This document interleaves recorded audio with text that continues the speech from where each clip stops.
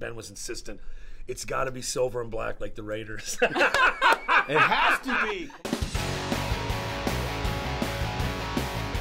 All right, congratulations, guys. Thank you so much. The movie looks great. Thank you. It's so relatable. First Latino, kind of, not superhero, hero.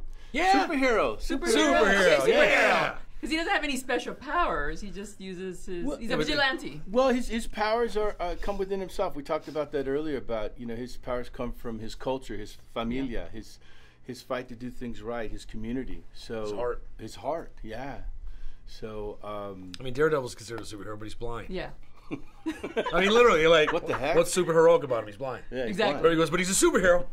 That's actually what you think of when you're watching this film. Yeah. Kind of like that Daredevil kind of Sure. quality. Yeah, I think which is probably my favorite comic as a kid was the Daredevil, especially like the Frank Miller Daredevils, because it was a very introduction to a very adult, darker, kind of grittier world. And I think El Chicano very much adheres to that, Yeah, and we're talking about street justice. I mean, everybody can relate to that, right? Yeah. And not this alien being trying to overtake the world. No, so he doesn't have like an iron suit. He can't fly. He doesn't have a bat cave. He's not a billionaire, So these are all things I think that Ben and I was very important for us. And maybe the knife is a smidge of mysticism, but that's it. There's no taste. Taste, but nothing that's like he's suddenly bulletproof and all that good stuff. Well, I love that the mask that he wears and all the designs are around the Aztec culture. Yes. So that's kind of cool. A lot of people aren't really familiar with that. Right. So it's cool to bring that out in something like this. Yeah, it was just to kind of give this little hint, little taste for possibly some things that may happen in part 2, if we're fortunate enough. So these are things that I was exposed to as a young child. The Aztec culture and being around it, and everybody had the Aztec calendar in their living room or in their kitchen, and the pride of that too. And the pride of that, yeah. The pride of that, very, very important. And also, it's such an interesting kind of mashup of two of the ancient world, and then but Ben was insistent. It's got to be silver and black like the Raiders. It has to be. Come on, Raiders fans. It was like little things. Like it's no coincidence that silver is just like the silver of the Raiders logo. Yep. And you were a stuntman. I was. And you were with Joe, right? Yeah. So that's how you guys met, and you guys collaborated on this project. Great working relationship that came into becoming which is among the stronger elements of El Chicano is all the stunt work and the action stuff. And that was stuff where that was stuff we kind of. It's as good as anything we've done on $110 million A-Team movie or Smoking Aces or whatever. So that was oddly the easy part. Everything else was really difficult, but that was the easy part.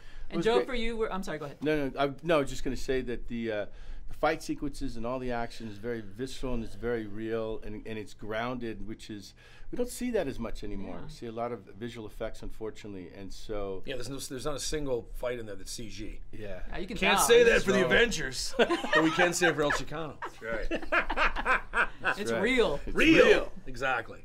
And then Joe, we're familiar with you from Narcos and Smoking Aces. So how did you, come into? I mean, you obviously know him from working, but how do you come into this culture of? It's a different culture as far as like the Aztec and the Mexican East LA versus Mexican. I mean, listen, I grew up in California. I grew up in Northern California. I grew up at the edge of the the East Bay. So like it was like my entire childhood was filled with kind of multicultural, multi-ethnic. So it never really dawned on me any more than it would dawn on you to.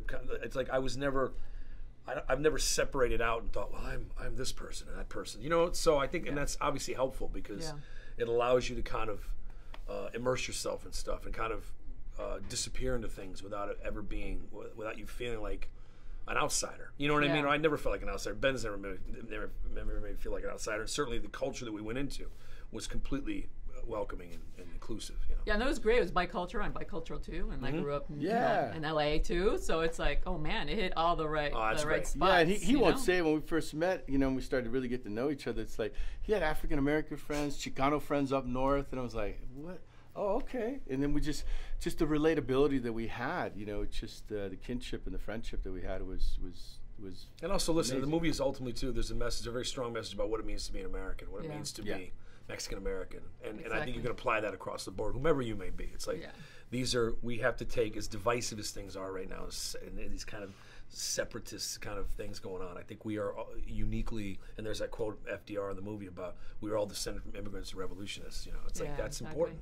That's important, and I think we can't lose sight of that. And it was a little grace note in an otherwise kind of, superhero origin movie,